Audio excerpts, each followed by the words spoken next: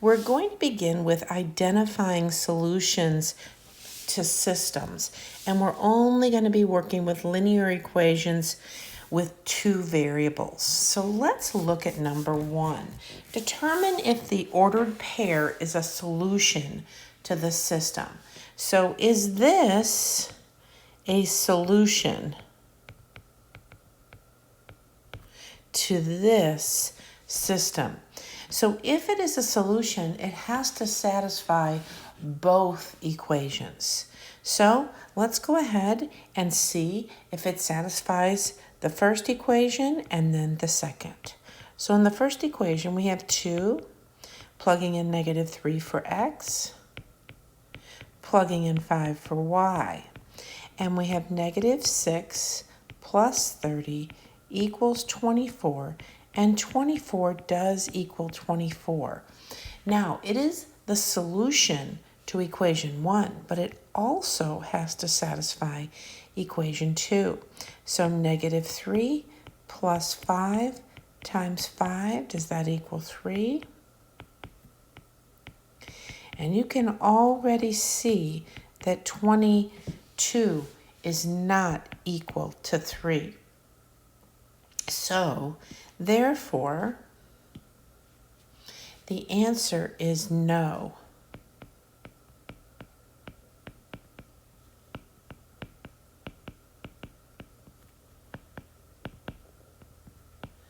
And it's not a solution to that system, okay? Okay, let's go ahead and look at number 2. We will check equation 1 and equation 2.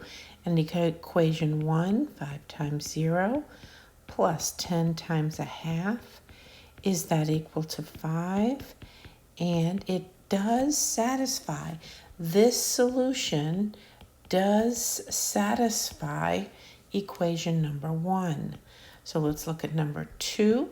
22 times 0 minus 6 times a half equals -3.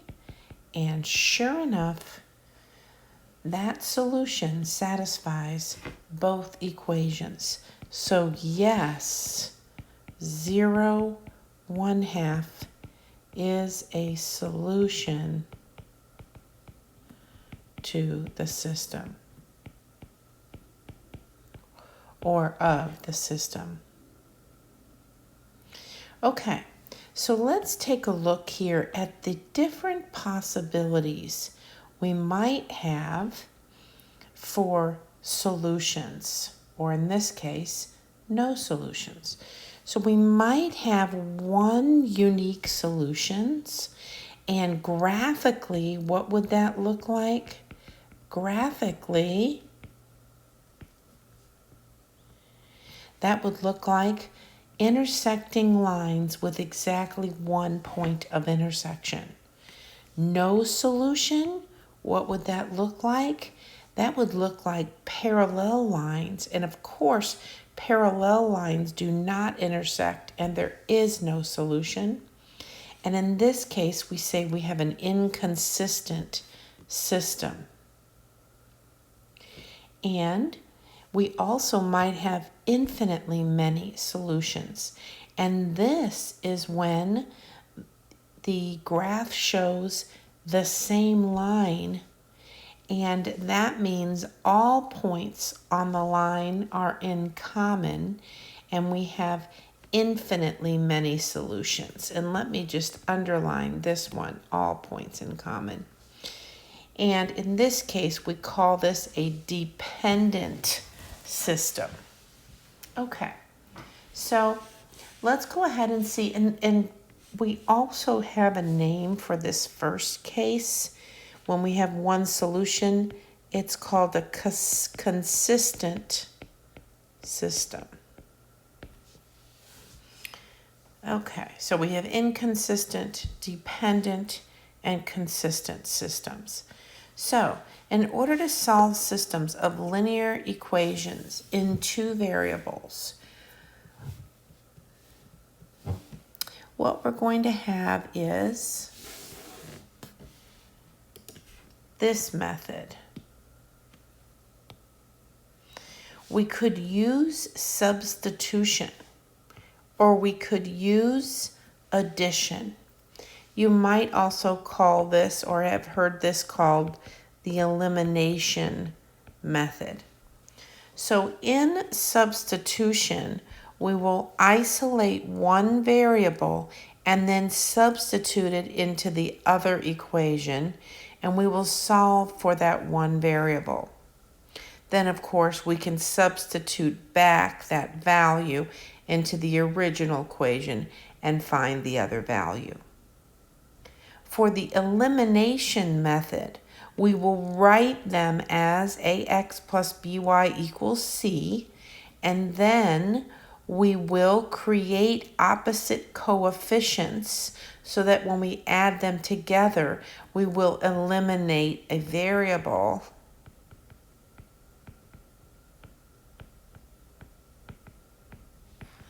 and then solve for that one variable. Let's begin by using the substitution method. So in this system, as you can see, we have a variable that's isolated. So here we will look for an isolated variable. And in this case, that y value is isolated. So taking a look at equation 2, we can see, I'll go ahead and write that out, that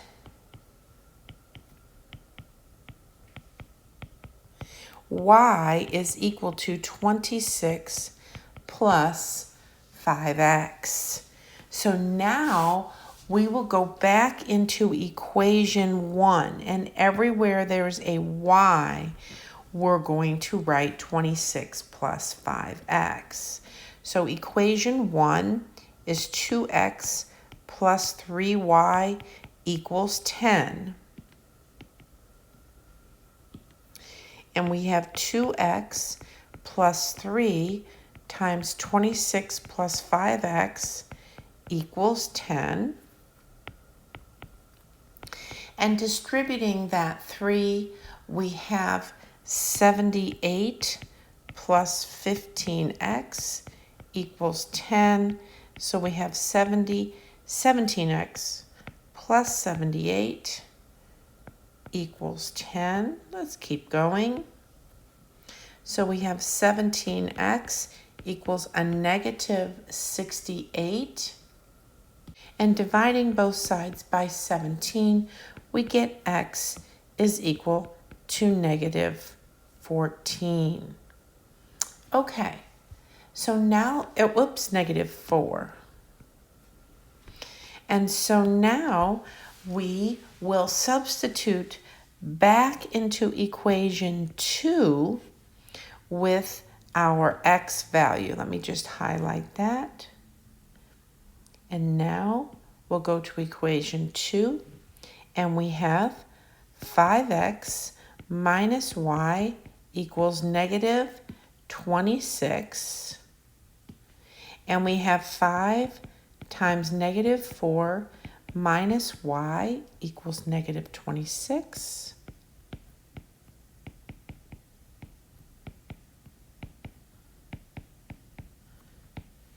And as you can see,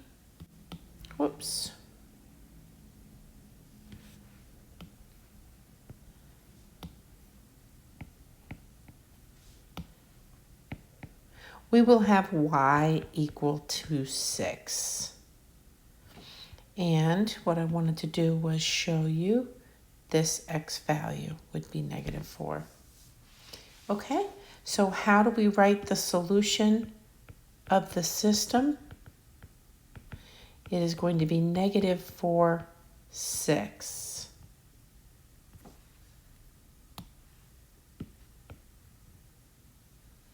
So that is our method of substitution. Now let's look for the addition method. So solving this very same system, we are going to add these together. these two equations together and try to eliminate a variable. So we have equation 1 and equation 2. And as you can see, we have these two terms here. So we're going to multiply equation 2 by a positive 3. And let's see what we'll have. So this will be 3 times equation 2. So we have 2x plus 3y equals 10. And then 3 times 5x, 15x, minus 3y equals a negative 78. So now we're going to add these together. So we're going to have 17x equals negative 68, and x is equal to negative 4. And as you can see, that's the same answer we got up here for x. Now we can go into either equation and solve for y. So now we can go into equation 2 if we'd like. And we have 5 times negative 4 minus y equals negative 26. And you can see that this is looking just like the previous problem when we go back and plug this value in. So our solution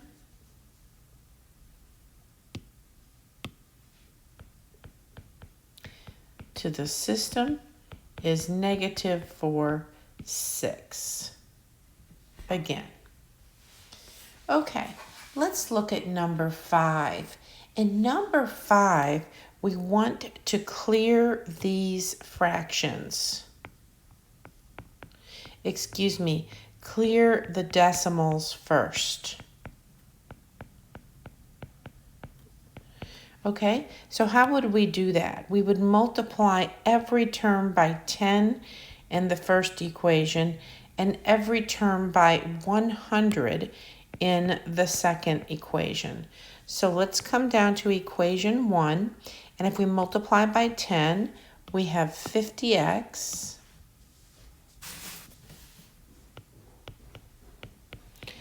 plus 3y equals 14.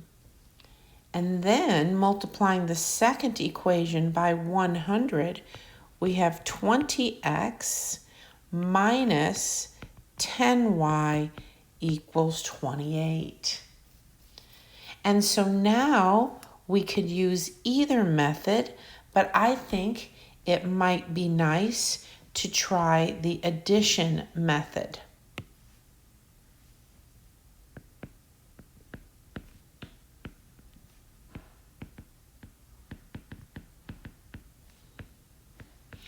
So looking for two terms with opposite signs, we could see that we could multiply this first equation, looking at the 50, by 2, and then we could multiply the second equation by a negative 5, or you could have also worked with these, which might be nicer. We could multiply this first equation by 10 and the next equation by 3. So we would have 30y and a negative 30y. So let's give that a try. So we will have 500x plus 30y equals 140. And we'll have 60x minus 30y equals 84. And then adding these up, as you can see, we've eliminated that variable, and we will have 560x is equal to, and that would be 224. So then x would be equal to, and we could kind of move this over. We know that's what we got from adding those together. And then 224 divided by 560 is 0.4. And you could write that as a fraction, or you could just leave it as a decimal. So now that we have x equal to 0.4, we can go back into either equation. I'm just going to go back into equation, I'll go to equation 1 with x equal to 0.4. So 5 times 0.4 plus 0.3 times y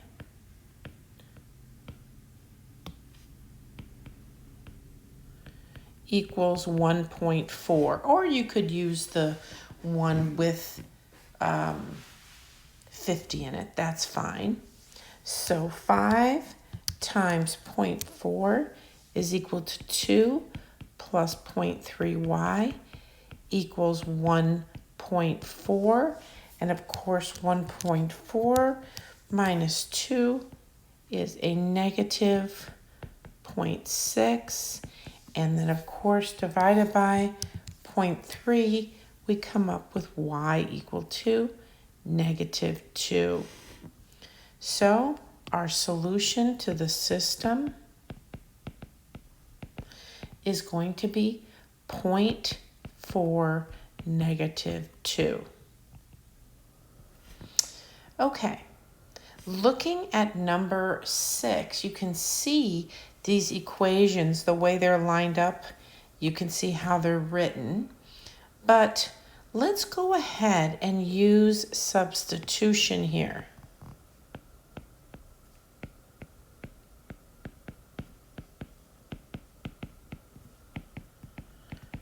And what we have here is that we are going to plug this in for y into equation 1. So 2x plus 4 times 5x minus 7/4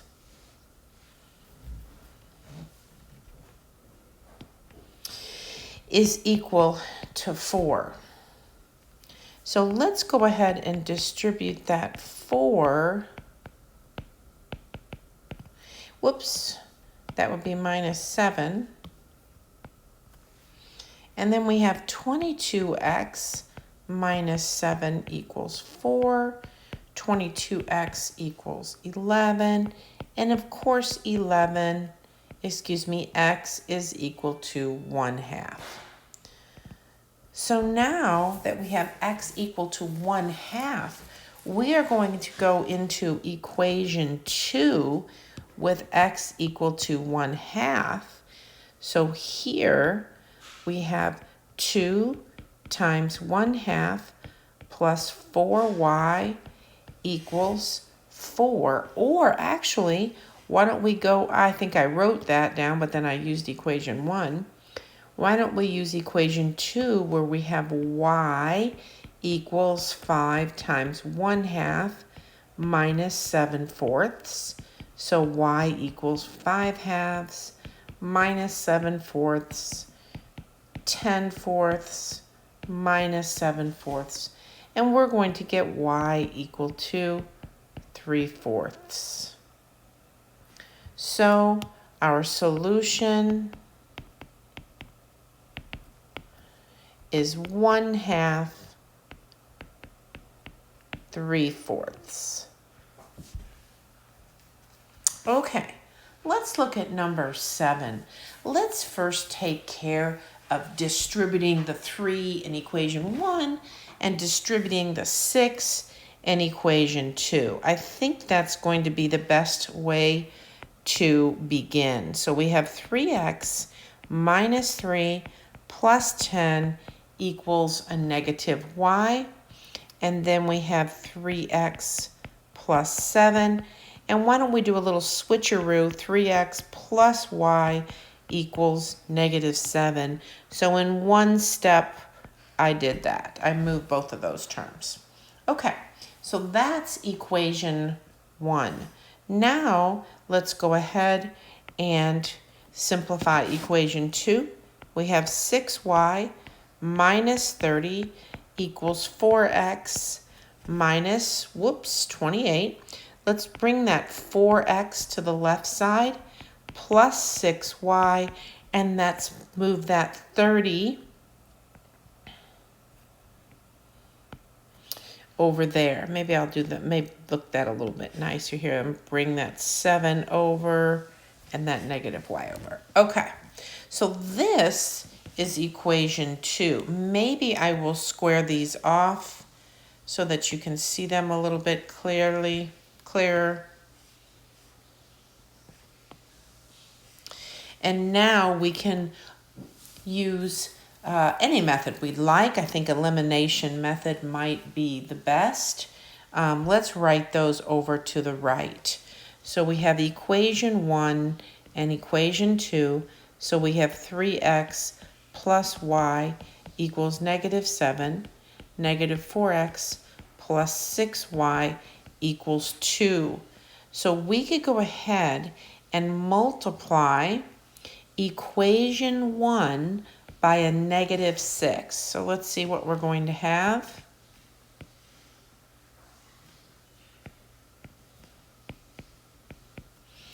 So we'll have a -18x minus 6y equals 42. And I'm just rewriting equation 2. But now I'm going to add them up.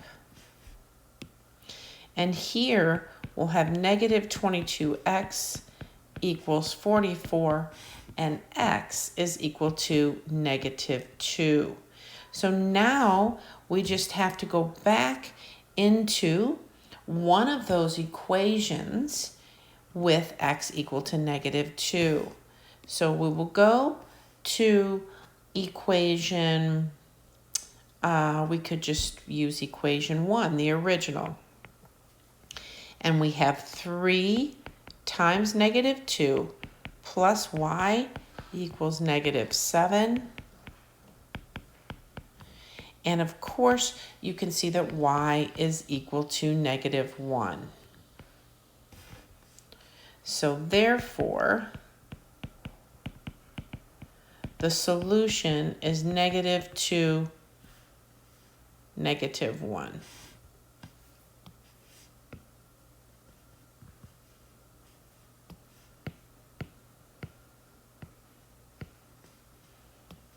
Okay. Let's look at number 8. And in number 8, as you can see, it looks like we could use substitution. So here we used elimination.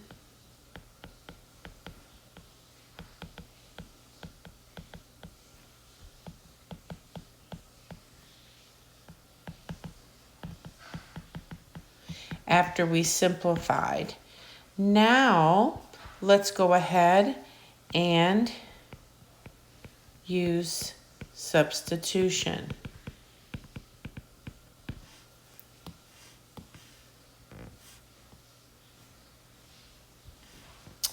Okay, so we have equation 1 and equation 2. And in equation 2, you see this is y. Maybe I will just highlight that y. So now we have equation 1 is 10x minus 5 times 2x minus 6 equals 30. So we have 10x minus 10x plus 30 equals 30. So we have 30 equals 30. This is true. And when we have a true statement, that says that there are infinitely many solutions, and graphically These are the same line.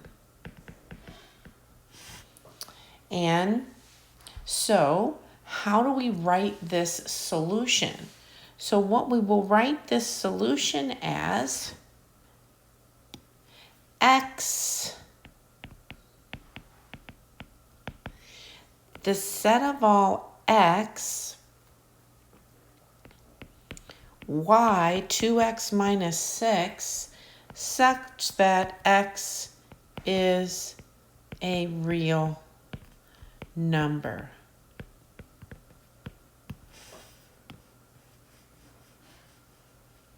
So we need to go back and talk about what kind of system this is. I didn't really like how that looked. Let me see if I can move this over here. And then I can write real number here.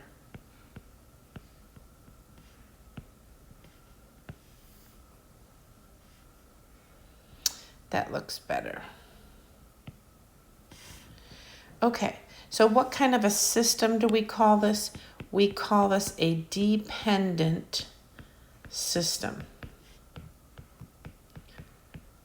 Okay, it's the same line when graphed. Okay, let's look at number 9. We need to clear our fractions first.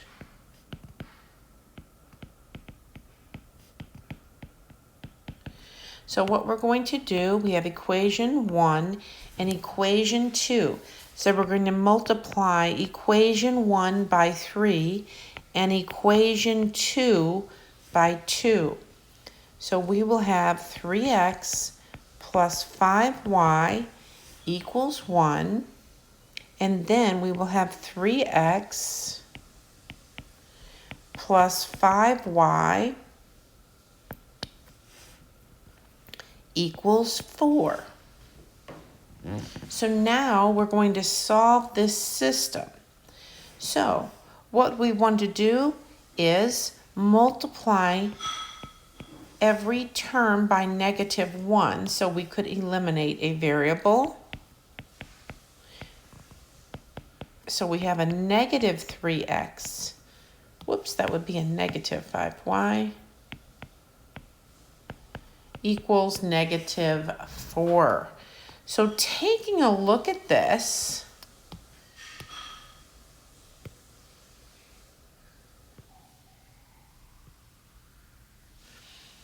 what do you notice? You notice that those terms cancel and we have 0 equals negative 3. This is a false statement. So there are no solutions.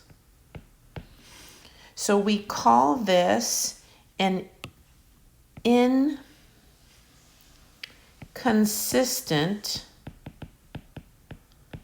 system. And graphically, these are parallel lines.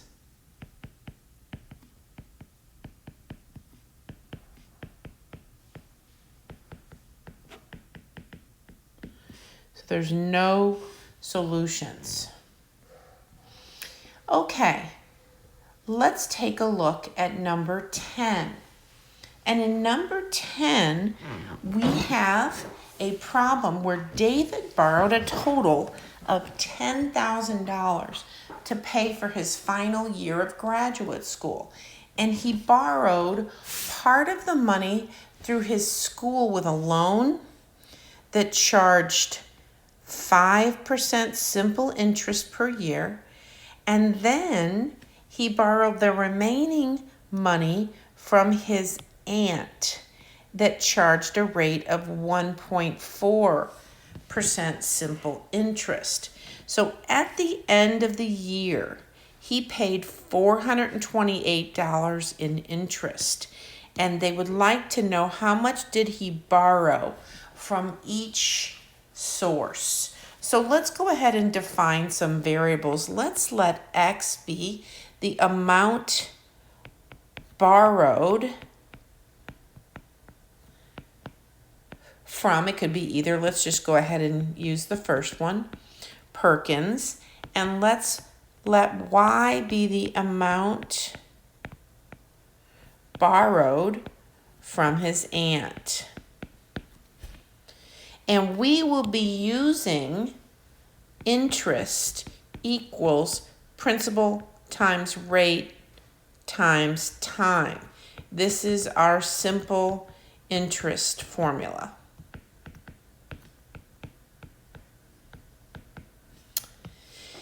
Okay.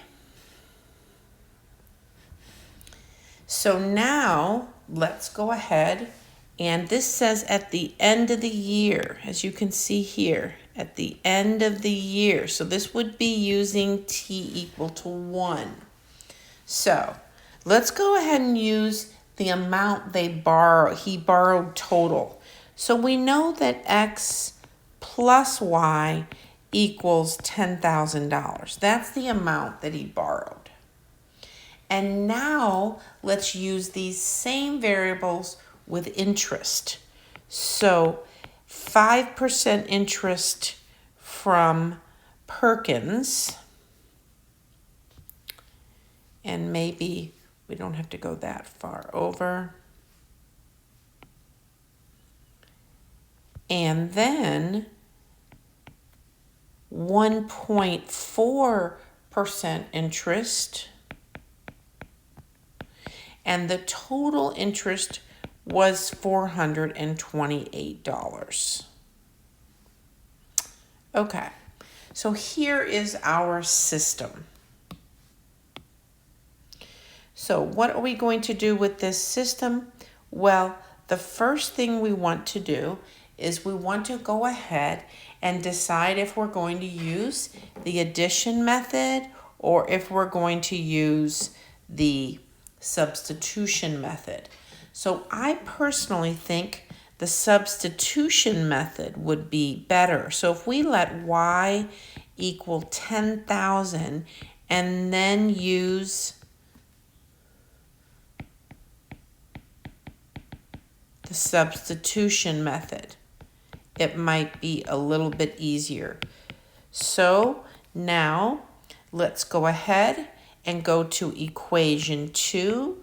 So we have 0.05x plus 0.014y, which is 10,000. Whoops, that should be minus x.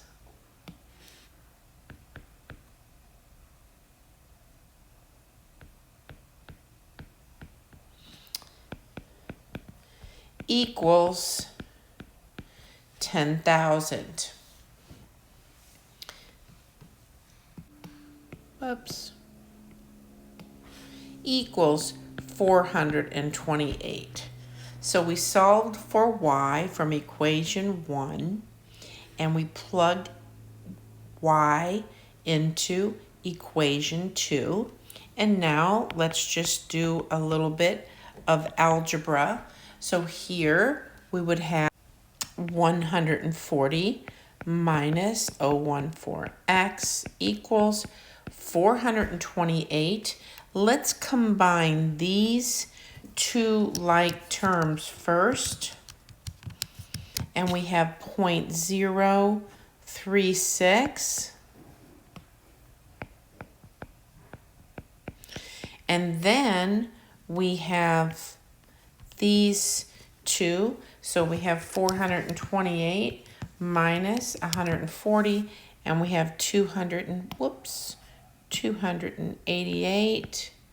And now dividing both sides by 0.036, we have $8,000. So what does that represent? $8,000 is the amount that he borrowed from Perkins. I want to see if I can move some of this up just a touch.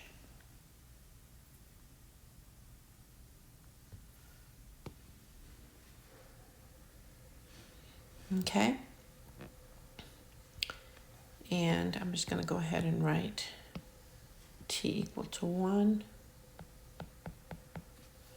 Okay, and so now all we have to do is use that amount, and we can go into equation 1, or we could use this equation and just call it equation 3. And in equation 3, we have y equals 10,000 minus x, and so y is equal to $2,000. So now we know that 8,000 was borrowed from Perkins, and we have that $2,000 was borrowed from his aunt. Okay, so we are going to wait on this example